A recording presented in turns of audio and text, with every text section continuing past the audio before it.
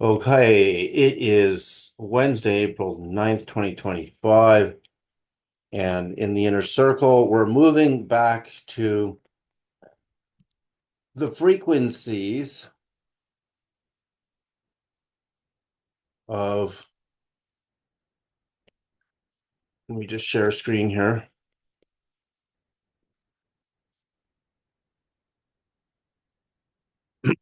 So we've been doing angels for 2 weeks. Now we're going to archangels. So we're heading our way back towards the hyperdimensional sun in the Aeneid system. Boy, every time I do these frequencies, I'm not having anything spectacular in the dreams, but the insights are just so crystal clear, as you'll see today. So just kind of recapping here, because we're going to go into Mary Magdalene deeply today, because this story is really getting explosive. So if we start with just recapping the discovery of first, let me just go to my Google Earth. That's probably easier to see it on Google Earth. And share screen. And then I can show you the diagrams I created next. So this is my Google Earth where I'm doing everything here. And we can see if I zoom out here, this right yellow line here leads to Mary Magdalene's temple, which is actually her family synagogue. And again, what I found out is Pope Gregory in the year 591, which is our magic number that Crystal gave me from the other side, that builds the entire double solar system of the two sets of nine. He merged the three Marys in the scriptures into one person, which basically bastardized Mary Magdalene into a prostitute. But I just found out in 1969, the new pope reversed that, realizing it was a mistake and that Mary Magdalene was wealthy. And of course, she was never a prostitute, and she was, at the very least, one of the closest followers of Christ. So if we zoom in and we see this Sea of Galilee region, and you come right into the archaeological discovery of the Magdala's chapel, this is where her family synagogue was built. And when I did the measurements from the Smithsonian, it measured right here, the square, as a Holy of Holies, where the Ark of the Covenant was kept at the time of Moses, when it was a tent, which is 10 by 10 royal cubits. It measures perfectly. In fact, even the Smithsonian doesn't even know that, because they don't do the math like I do. So that means, again, Mary Magdalene's family controlled all the fishing vessels in the Sea of Galilee. And after the time of Christ's crucifixion, uh, soldiers were sent to find her and their children, and they turned this whole sea to blood. That's how many people they killed. So why was she so important that they would kill everybody? And of course, they didn't find her. And what the story tells us, I'm going to show you this in a minute. We're going to actually go through the story today. It's a very short article, is that she traveled. This is really interesting. She travels by boat and leaves somewhere. It would be literally, according to the record, somewhere near here. And she sets sail and she goes. You can't even believe this, because this line is 39 degrees right here, which is twice 19.5. And this blue line is 26.3 degrees, runs right through where Jesus was born in Bethlehem here. and then runs all the way to, which is the new news I discovered, where Jesus was baptized here at the end of this line. See, here's Bethlehem here, the 26.3 degree line, and John the Baptist being camped out here where he baptizes Jesus. So remember, this line is pointing towards the rising of something in the sky, which we don't know what it is yet, but we do, because a few weeks ago, when I measured in the opposite direction here, 26.3 degrees, we came to Fatima, where the miracle of the sun occurred on October 13th, 1917. So that would mean the 26.3 degree line from the Great Pyramid here in the center is the slope angle inside of the Great Pyramid, rising up to the King and Queen's chambers is 26.3 degrees. This gets really incredible. So that means the 26.3 degrees is following the rising and setting of a star or planet, which I would say is a hyperdimensional planet, which is the true Star of Bethlehem at 26.3 degrees here and setting here. And another star or planet is rising in the east here at 39 degrees, which is twice 19.5. 19.5 times 2 is 39, and setting on this line here. Now, this line here runs all the way to exactly where Mary Magdalene lands, right here. So there's Marseille in France. At the time, this was a Roman territory called Gaul at the time of Mary Magdalene and Christ. And she lands right here on this spot right here, which is actually called Saint Marie de la Mer, Saint Mary by the Sea in English. And this is where she lands. And she is, and what's amazing about the story is she and a whole bunch of followers of Christ are set into these boats, and they're set without sails or rudders, and something of the Holy Spirit, which of course Jesus in the original Matthew calls the Holy Spirit his mother, guides them along. You see, she comes down in her boat here, and her boat corrects itself all by itself, and couldn't have gone through this landmass here. It goes around Malta and comes up and through this strait and ends up here. And there's nobody steering the boat. And where do you see who's on the boat with her? This is just incredible, because what we know about ancient navigators by boat is they pick a star or a planet in the sky and they follow it. That's how they navigate. But you have to understand, all of the visible planets are in the ecliptic way down here. It's actually south of the Great Pyramid here. So it can't be one of the visible planets that they're following. It can't be the star Sirius, because the star Sirius is way below here, because Sirius, its declination and ascension are putting it below the ecliptic of the planets, which is why you see it in the night sky to the south at a fairly low angle.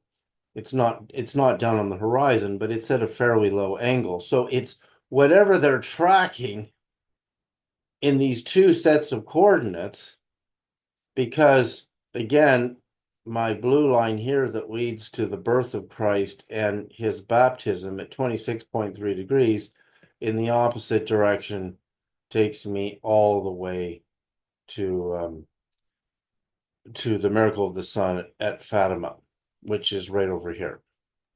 I got a question. I'm Yeah. not sure if there's an app that does this. However, if there is, since we know uh, around the time frame this happened, and we have the direction. Is there a way to look, see how the stars are set during that time frame, and maybe that angle would point us to which star that they followed or what planet they followed?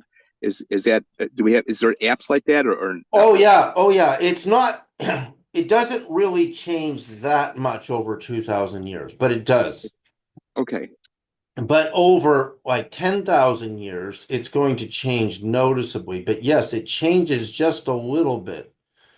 So when I look on a star map, actually, in the east, along in this region here, the only notable star I can see is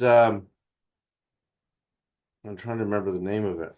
It's so famous. Arcturus, right? So, but Arcturus, again, when you're looking, so my right arm right now is pointing to the west. So if I turn myself around, this arm is pointing towards the east. And because the planet is rotating opposite, the stars are actually fixed.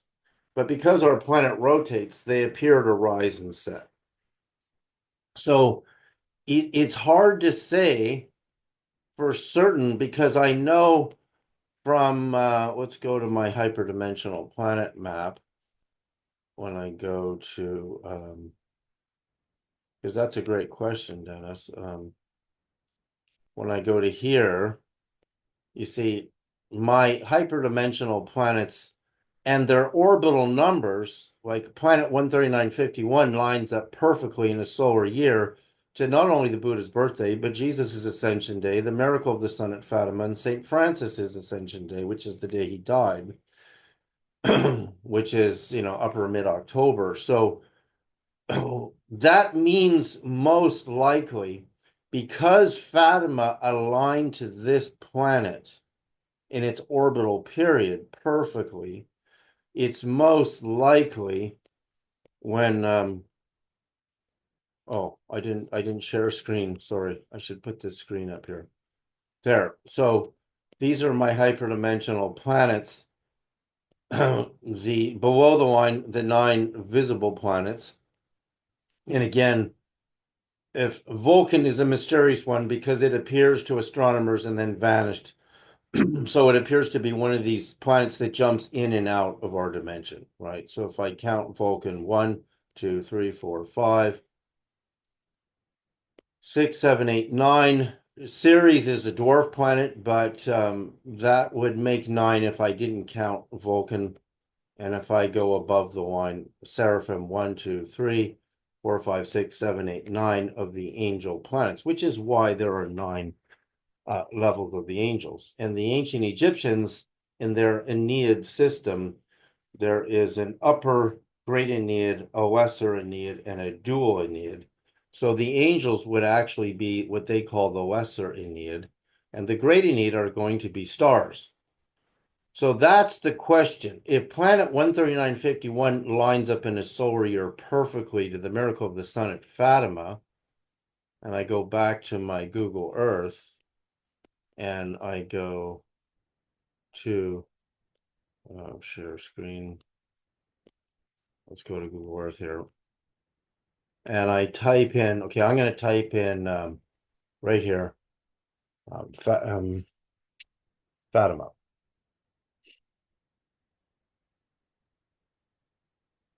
Portugal. Here we go. So let's complete the map here. And I go right to the church. This is a very small village, right? And this is just a very small town in Portugal. This is a different church here. But I can basically run my line. It doesn't really matter. It's not going to change that much, but I can run it village center. The measuring tape here. There is a church here, but the miracle of the sun was visible in this whole area. So I take my tape And I'll just start here. There's a church right there. So let's go right here.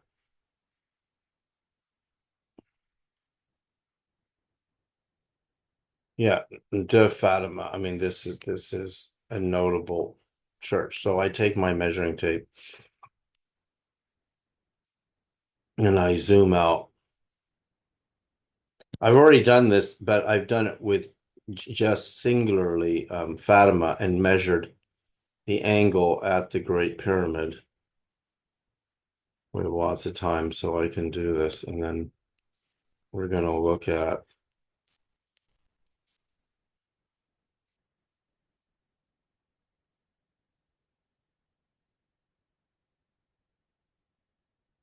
crossing the sea. Oh yeah, I'm going the other way. That's Portugal.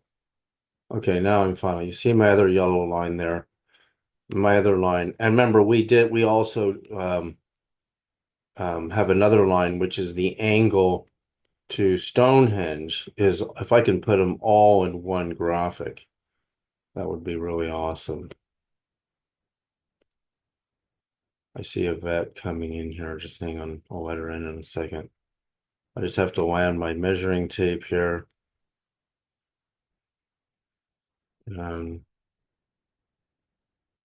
Right there. And boom. And I'll save to projects and I'll call it Fatima. Okay, so we can see here, and I've checked this on my screen with a protractor. I got to line my pyramid up so my horizontal line is flat. This yellow line that just led to Fatima is equal in angle to the blue line that leads to Jesus's birth and baptism. So when I zoom out now, again, this is really stunning to see this, that in my eastern position, because today we're talking about Magdalene, Yvette. So, and the Magdalene angle where her boat landed near Marseille in France. So we can see now Jesus's birth and baptism line at 26.3 degrees, the ascending passage in the Great Pyramid being 26.3 degrees in the opposite direction takes me to Fatima, which is where the miracle of the sun happened. And like I was just showing in the graphic, the miracle of the sun at Fatima lines up by its date to the orbital period of planet 139.51, which is the ascension day of Christ, the Buddha's birthday, and St. Francis's Ascension Day, and many more events line up on that day. So that tells me they're not tracking a star, right? So whatever crossed this path at Fatima at 26.3 degrees from the pyramid, and in 26.3 degrees to the east, being where Jesus was born and baptized on that same angle, is a rising and setting planet. But it is not one of the visible 9 planets in the model, because the ecliptic that they travel on is much, much lower than this. So that means they knew something. So Mary Magdalene's angle here, that her ship again leaves somewhere in what today would be Israel, actually. Her boat would have probably left right on this line, and again, not powered by wind or rudder, but powered by the Spirit, her boat. And again, the intention by the soldiers, the persecutors of Mary Magdalene and her entourage of Christ followers, Christed followers, was that they would die out at sea. They had no idea that some force would guide them to, again, the way ships travel is by following a star. That's how ships navigate at night in ancient times. because they didn't have magnetic compasses to tell them where they were going. They would follow a star or a planet, and this is where her boat lands again in what is now France, which at that time was Gaul, a Roman territory. So she lands here with the children and also with followers of Christ. And today in this region of France, there are churches and the physical remains of Mary Magdalene noted by the Catholic Church. And in fact, the Catholic Church has apparently taken different pieces of her body in the bones and placed them in churches all over the world. But her skull remains right there in this region, which we'll go into in a few minutes. So what this proves, it's kind of like, looking through the eye of God above in a vision sense and seeing how this all works. So how does Christ come in at 26.3 degrees from the Great Pyramid in its birth and get baptized at 26.3 degrees? And in the opposite direction of 26.3 degrees, we see the miracle of the sun at Fatima in the year 1917, October the 13th. How does that happen if there's nothing going on in the heavens above? Of course there is. And no astronomer has ever resolved this. And in fact, in a recent documentary on UFOs, they pretty much just fluffed off Fatima. Today, astronomers fluff Fatima, saying that basically these people, 65, 70, 80,000 people, were all deluded. They were just looking at the sun, hoping to see something. Meanwhile, the whole sun was strobing and all these beautiful colors, and it looks like an annular ring eclipse. But again, a solar eclipse was not happening that day between the moon and Earth. So whatever caused the eclipse was clearly a planet.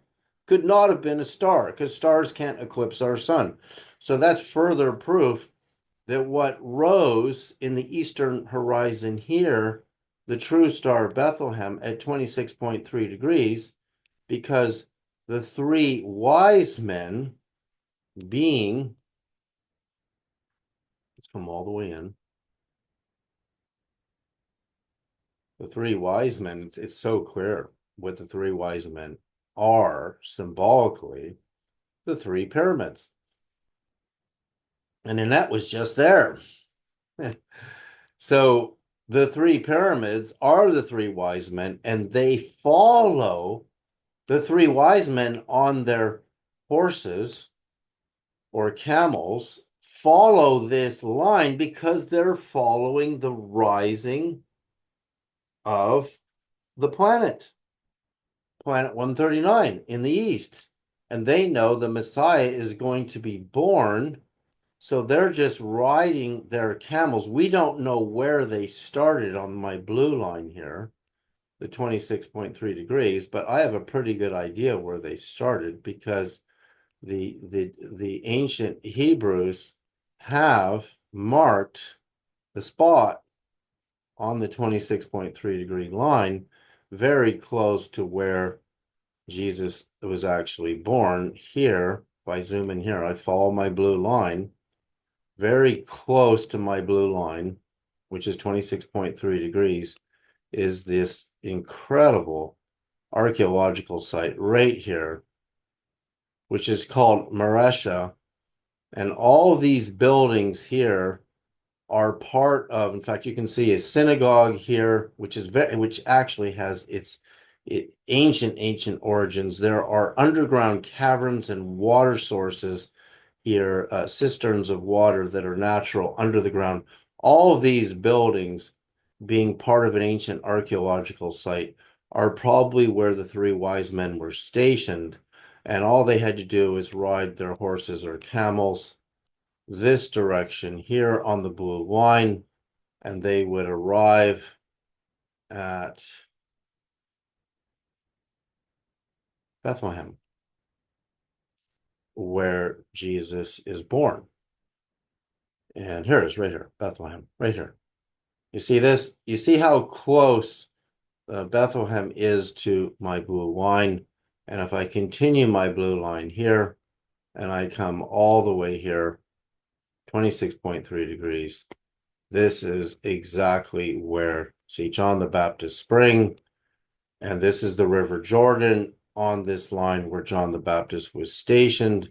And this is considered right here at the end of my line where Jesus was baptized. So it's so clear what's happening. The Star of Bethlehem is none other than a hidden hyperdimensional planet, which is the Star of Bethlehem, which again, planets are much brighter than most stars because they're so close, reflecting our sun. But this would be a planet that astronomers have eluded astronomers, just like Vulcan eluded astronomers, in that it's hyperdimensional. It pops in our dimension and pops out, which is a true heaven. And they were just in perfect angular alignment to the 26.3 degrees here, which is the reason for the ascending passage in the Great Pyramid here being 26.3 degrees. So now when we come to, I have this bookmarked for you, the actual story, the actual story of Mary Magdalene, you'll see it's really incredible how Western civilization churches are still holding the fixed position of Mary Magdalene as a prostitute when in 1969 the Pope in the Catholic Church reversed the mistake that they had made, putting Mary Magdalene here's the article here. I'm going to show you this. This is a really good article on it here. Again, the Western churches are at the helm of the Catholic Church because the Catholic Church sets the stage for the Christian Bible that the Western world reads. So we can see this is a great article that was published, I found. And I've read books on this years ago, but now we can really understand it from the bird's eye view up above. But the voyage, several historical sources tell us that about 37 of the Common Era, and after Stephen was stoned to death on the order of the Sanhedrin, Joseph and the apostle Philip and a group of Jesus' followers escaped by sea sailing from Phoenicia. Note that Philip in his testament says that Jesus kissed Mary Magdalene often on the mouth, on the lips, and that he loved her more than the other disciples, and she was the companion of Jesus, meaning his wife. Companion meant wife, not buddies, but wife. They were fortunate because as they set sail, the Sanhedrin ordered any followers arrested to be loaded onto boats without sails or oars and set adrift on the sea. Many were rescued or drifted to small islands. Those who accompanied Joseph and Philip used the event as their initial seaborne missionary journey. According to Morris, in the 766 to 850 of the Common Era, the followers were Mary, Martha, Lazarus, and the sister's maid, Marcella, Eutopus, Mary Salome, which is Jesus's sister. We know that in Mark 6, 1 through 8, that Jesus had sisters and brothers. And her maid, Sarah, again, Mary Cleopas, Saturnus, and Mary Magdalene, and Maxim, a young ruler, Martial, and others. So Saint Maxim Le Saint Baume is the place in France where they have the skull of Mary Magdalene. You can see this is actually right here. If I can just get this to blow up a bit. You see this here? This is in a church in France. You can actually see that this is the real skull of Mary Magdalene, and people go there to see this. So that's the voyage, and then it says that the group took to Gaul, which is now France, and Marseille, and that's where Maximus, Mary Magdalene, Lazarus departed from the group. Lazarus became the Bishop of Marseille, and Maximinus traveled with Mary Magdalene throughout southern France as an escort and protector as they carried out missionary work. Maximus later became the Bishop of Aix-en-Provence. Mary died in 63 of the Common Era at 72 years old. But this article doesn't really show you the real story that's in some really good books about what actually happens. And she actually, when literally Roman soldiers were still pursuing her in France, they used this system of mirrors to alert the followers of Magdalene and Christ up in the mountains that the Roman soldiers were coming, and they changed their iconography and to let them know that when the soldiers arrived that they were Catholics, when really their statues of Mary Magdalene holding the child were actually iconography of Mary Magdalene holding the children of her in Christ. So this is a great famous painting showing, in fact, the painting is called, I think, Saint Mary by the Sea, showing the arrival of the followers in the boat arriving in what is now France. So this is really incredible because something was powering their boat without a rudder or a sail to put them along this 39-degree angle following the migration of this hyperdimensional planet, which would not have been planet 139. It would have been another one, and probably most likely planet 591, actually. And the reason I believe that and the way things are orchestrated is because Pope, let's go to this next section, Pope Gregory,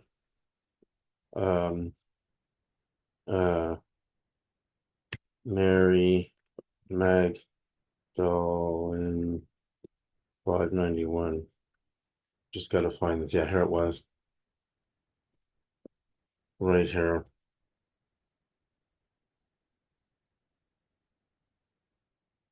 Right here. See, on Easter Sunday in the year 591, Pope Gregory I made an error that would sully the reputation of one of Christ's greatest followers for centuries. During a sermon, Pope wrongfully conflated Mary Magdalene with the unnamed sinner woman who anointed Christ's feet in the book of Luke, which is the repentant prostitute, which she was not. So notice it's the year 591, and that's why, just the way the heavens orchestrated, it's putting our attention to this number because that's Crystal Sereda's number divided by the golden ratio gave us the entire solar system. It's incredible. So it's amazing that it happens that year, but it's probably also telling us that it's planet 591, which is between Earth and Mars's orbit, much closer to Mars than Earth, is where its orbital period is. And then what happens is in 1969, Pope clarifies Mary Magdalene is not a prostitute. And here it is. You see this? In 1969, the Catholic Church clarified that Mary Magdalene was not a prostitute, correcting the centuries-old misinterpretations that conflated her with the sinful woman in the Gospel of Luke. Okay, so again, when the church does this,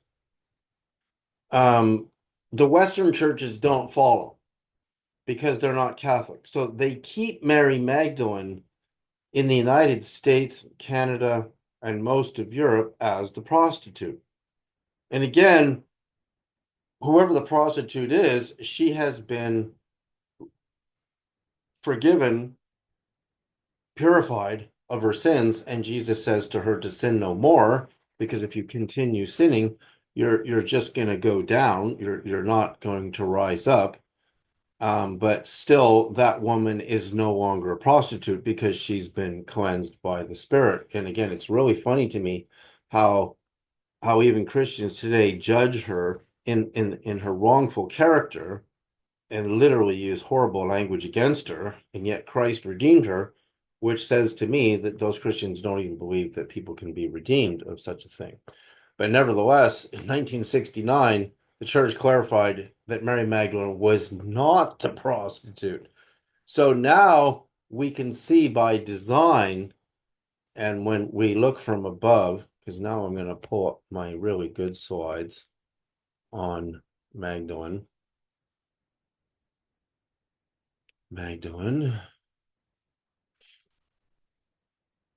Let me pull up these three first, because I want to show these really clearly. We have about 15 minutes left today.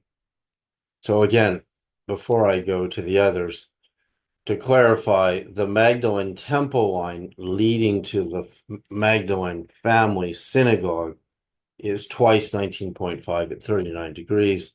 The Bethlehem angle is 26.3 degrees, which leads to the baptism of Christ. So now, go to the next graphic, which is this makes it even more astounding because the world is round. You see how the apparitions of allegedly the Mother Mary in Zeitun, which was photographed in this luminous body of light, line up perfectly with the Magdalene temple line at 39 degrees, which makes you wonder who the woman at the church at Zeitun really is, because she doesn't verbally announce that she is the mother of Christ. She's assumed to be the mother of Christ. But what is she doing appearing on this 39-degree angle? And the story goes that the Mother Mary tells a cleric to build a church on this site. And 40 years later, these blinding appearances occur. I may as well show one of those images here just for the video because I'm recording this. And if we go to Zeitun, again, these are the spectacular black and white photographs. I mean, there were actually hundreds of photographs. And this woman glowing with light was not stagnant. She was moving around. People were getting healed. People were holding up injuries and being healed in her presence. And again, it's assumed it is the mother of Christ. It might very well be the mother of Christ. I don't know. But if the mother of Christ is appearing on the 39-degree line, which connects the Mary Magdalene family synagogue up in the Sea of Galilee, that then she's also pointing between the Great Pyramid and these apparitions at 39 degrees. And so these apparitions are also accompanied by these lights in the sky that were reportedly, people describe them looking like doves, but they're some type of UAP craft.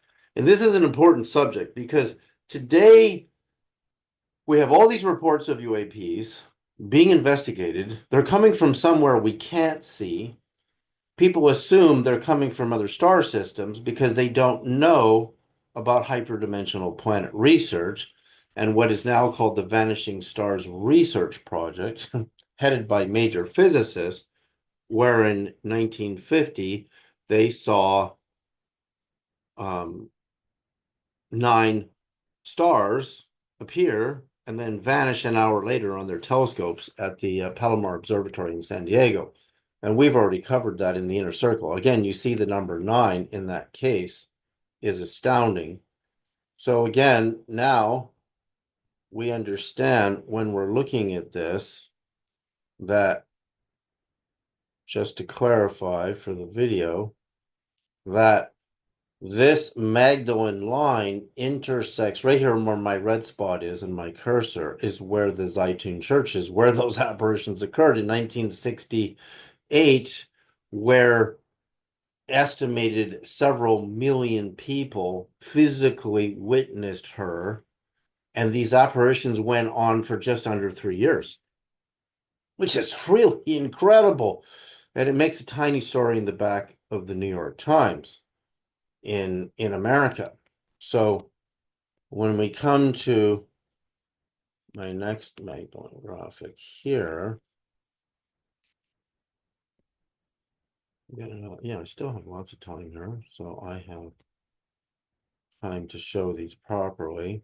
We understand here the Magdalene Temple line. Again, the Zeitun Church is way down in here, and we follow the line all the way to her temple and the Sea of Galilee, her family synagogue, and we can see the baptism of Christ on this little pink dot here and Bethlehem here on my little, reddish pink dot. It's just so clear. If you're a bird's eye view, the eye of God or the eye of Ra, you can see clearly by design what's going on down there in the earth. That Christ is born on this sacred angle of the pyramid itself. I know a lot of Christians won't like that, but if you read Isaiah 19, chapter 19, you will clearly see that the prophecy states in Isaiah that there will be a temple to the Lord God in the land of Egypt and an obelisk, a pillar at the border thereof. So again, a bird's eye view showing the site of Magdalene's chapel, that truly this is at the end of the line. So now we come to my new graphics here. And of course, why the pyramid? Like, why does the pyramid matter? Because if the pyramid is God's temple in Isaiah 19:19, then the Muslims who destroyed it and stripped the casing stones off of it to make a mosque have actually defaced God's temple. And I'm not the first one to say that, because Peter Le Missouri in The Great Pyramid Decoded builds his case in his iconic book, which is right here, dog-eared with a million sticky notes, post-its. So we can see here the clarification. The Mary Magdalene France line is 39 degrees, and that's 39 degrees off your east-west axis. And it's incidentally, I turned this whole thing upside down because you can see my two pink lines lead to Magdalene's temple this way, and the Jesus and baptism line at 26.3 degrees. If I turn this upside down, my pyramid is 39 degrees. It's a 39-degree pyramid. Right. So now when we come to this, to be really clear, visual graphics makes the story clear. We can see that we have in the east the rising stars and planets. So you have to go to the Giza Plateau, as it's pronounced by the Arabs. Only the Egyptians today, the Egyptians Muslims today call it the Giza Plateau. It's actually the Giza as Jesus Plateau, because that's where the very first moment of Christianity after the birth of Christ, and where Christ is born in Bethlehem at the time of Moses, is Egypt. This is all Egypt up here at the time of Moses. Where Israel and the Palestinians today is all Egypt. So really, Jesus is actually born in the former Egypt at his time. And it is actually Egypt. It just became a conquered territory. And so he then is told, Mother Mary's told by the angel, I believe it's Gabriel, to take him down into Egypt. And he comes down in here. Of course, the Egyptian Christians, called the Coptic Christians, show a migratory chart where Jesus' family is standing right in front of the Great Pyramid, which is, again, in the scriptures, in the book of Acts, Jesus declares that he is the missing capstone on the Great Pyramid itself. Not the cornerstone, the capstone, the headstone in the proper Greek translation. So modern Christianity has removed the Jesus Esau connection to the pyramid. But clearly, we can see these angles are rising and setting planets because these very bright objects obscure the sun at the miracle of the sun at Fatima, ruling out that they're distant stars. So now we come to my big calculation here, which is the harmony of the order of the distance. So this is my harmony of the order calculation, which is my new discovery mathematically, that taking the Great Pyramid to any position of any major event, birth, even God landing on Mount Sinai, I can do this calculation and I can see the harmony of the planets. So I measure the distance to Mary Magdalene, where she ends up in what is now France. And it's 9,174,453 feet. I subtract the curvature of the Earth so that I'm straight lining it through the Earth, which is really interesting. It has a very deep meaning. And I subtract the 8 inches per mile for that curvature, and I get my final number here, 9,173,294.6 feet, divided by the golden ratio, 1.618, repeating. And I come to this number here, 1, 2, 3, 4 calculations down, which is 98% of the orbit of Nibiru, 98 and a quarter. And I come to this number here, and I'm within Eris and Gong Gong and Make, which are very notable identified planets in the deep solar system, way out there. I'm at 80.7% Neptune, and I'm almost 93% of Uranus's orbit here with this number, divided by the golden ratio again. Saturn is at 97.45%. That's really high. It's incredibly high accuracy. And I come to Jupiter's at 96%, and Ceres is at 94.5. Earth is at 97.45, very high harmony. If you look at Venus, 97.45%. Mercury is at 99.427. So that tells me Mercury's the messenger. In the harmony of the order of this calculation, most of the visible planets are sitting they're all sitting greater than 97%, except for Neptune. But Mercury, the messenger, is at 99.427. Like you couldn't do better than that. And that means from above, as it's ordained, the messenger is ruling where Mary Magdalene ends up in France. This is incredible.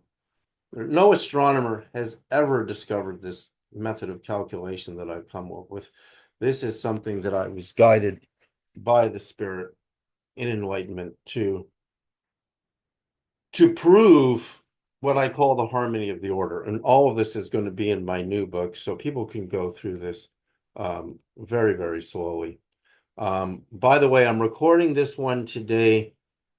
I'm going to put it on my channel so that people can see this for Easter. We're coming into the Easter month. So the replay of this will be on my YouTube channel.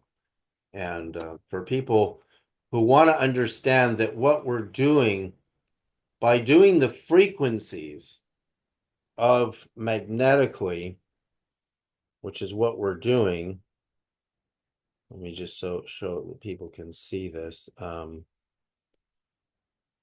frequencies, which are musically the ratios of Earth to the position of these upper 9 planets that the poet Dante was really the first person in the common era to actually see in his visions, because Dante, in his visions in the Paradiso, which is my mouse pad right here, takes his journey guided by his beloved Beatrice from Earth to the moon, to Venus, to Mercury, to the Sun, to Mars, to Jupiter, Saturn, Uranus, and Neptune. And each transition that Dante goes on in this journey, he finds all the known planets are occupied by spiritual beings, just as the ancient Greeks contested. And that the vibration of bliss, consciousness, and love and divine consciousness increases with each ascension. And at the time of Dante, Uranus and Neptune did not exist. They were not discovered, but yet he describes their coloring perfectly. He doesn't name them Uranus and Neptune, but he's sitting right out here beyond the orbit of Neptune in this spectacular empyrean where the Mother Mary is situated. And his divine tour guide, Beatrice, shows him there are 9 more planets governed by the angels above, heading back towards the sun. But now they're looking at a hyperdimensional sun, which is why we really have 2 suns. And to ascend through each of these planets would be only for enlightened beings. A normal human will be lucky to enjoy the earthly paradise, which is the new earth in the end of the book of Revelation, and maybe venture on from there. But these are reserved for the highest vibrational enlightened beings, saints, I believe, of all religions. Of course, I don't believe, because this knowledge of the nines in the Aeneid goes way back into the knowledge of the ancient Egyptians, and also the enlightened beings of many religions. In fact, even the Hindus describe 7 upper loka paradise planets for enlightened beings. And of course, the models in antiquity were 7 because in those days we could only see all the way to Saturn with our telescopes. So now, noting these UAPs were accompanying the woman at Zeitun, I was going to show this last. These UAPs were accompanying her in the sky above these apparitions and these incredible photographs that still exist from the 1960s. Is very clear that craft can hyperdimensionally travel to these upper 9 great spheres. So to do the frequencies and get them into the nervous system is what attunes us to open up a connection for our energy bodies to these 9 levels of the angelic spheres for our own, spiritual learning and benefit. When we do the frequencies with these, we start to have a connection, and we spend 2 weeks on each one moving through them. And I really hope more and more people attune to this and discover this. So anyway, have a great week, everybody. And I have 2 more spectacular things to share with you in the following weeks in the inner circle. So again, we're moving on this week.